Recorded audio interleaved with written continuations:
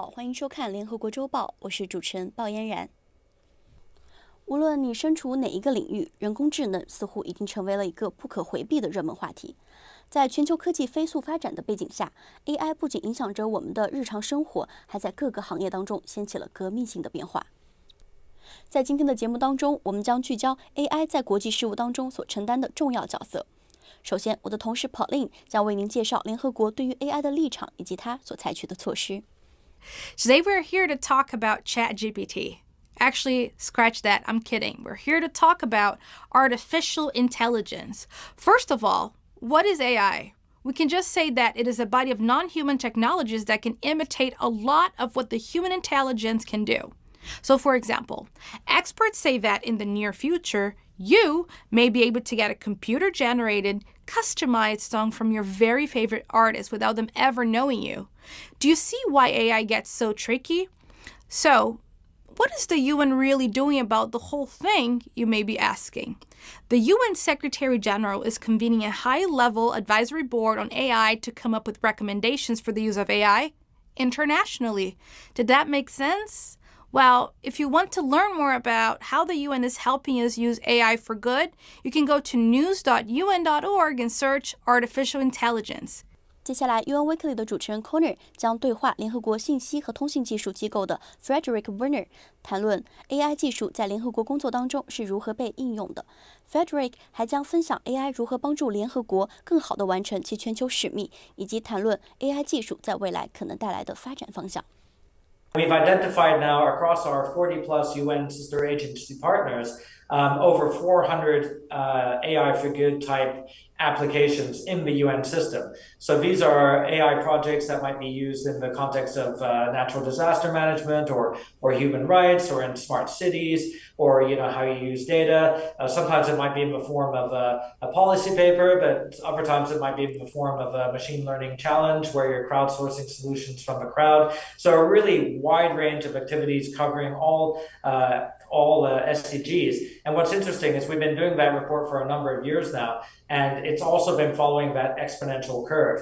The first one we did, which I have to check my memory, was maybe after the second or third summit, only a handful of use cases in the UN. And then now there's like 400 plus. But also going beyond what's in that report. So for example, ITU has a number of collaboration efforts. For example, we have the AI and Health Global Initiative with World Health Organization and WIPO, where we've created 35 standards, specifications, and benchmarks and best practices on the application of AI in healthcare. Likewise, we've done that with AI and FAO for agriculture, or AI with WMO and UNEP for natural disaster management. So AI for Good has really served as a kind of catalyst, bringing all of these people together who wouldn't normally get together, including industry and academia and NGOs and other international organizations, to really build collaboration and standards and best practices around AI. So do you think then that we could say that lives are being saved because of the way we use AI at the UN? Or is that at this stage a bit of a stretch? I don't think it's a stretch. It may have been a stretch of the first couple of summits. But there was a moment at the last summit about a week ago on the main stage where we basically beamed into Portugal, where there was a patient with locked-in syndrome, with ALS. He's 25 years old. His disease progressed super quick. Within 2 years, he can't move, he can't speak, he can't do anything. And using AI and brain-machine interface technologies, they were able to basically have him communicate with the audience from Lisbon using his own voice and using the power of his mind alone. And it was such a key moment where when he heard the audience clapping because he was speaking and communicating in his own voice using generative AI and text to voice and using a recording of his own voice and using the power of his mind to select probable answers instead of, typing, 1 word per minute with the old technique. All of a sudden, he's communicating with the audience, and they started clapping, and then he had a smile on his face and tears at the same time. And I swear to God, the audience, half the audience was in tears, and I was trying to hold back tears as well, but I was organizer, so I had to compose myself. But when you see these kind of solutions happening. I know there's a lot of discussions around safety and privacy and ethics and sustainability, and that platform has used that for as well. But that's really when you see someone who's literally locked in and he's able to communicate again, that's AI for good. And likewise, we had a champion wheelchair tennis player.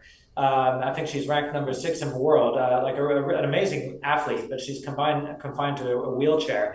And she walked on stage for the first time in 12 years using a robotic exoskeleton.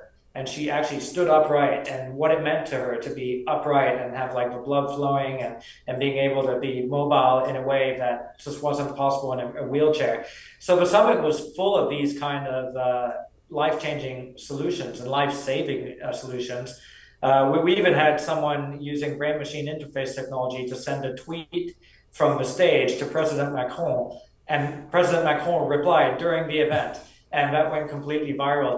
Okay, that's more on the high-tech side, right, of what you can do. But these are really things on the cutting edge of technology. And to answer your question, I think it is saving lives.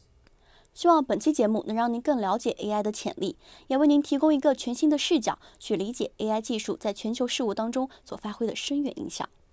感谢您的收看，我们下期再见。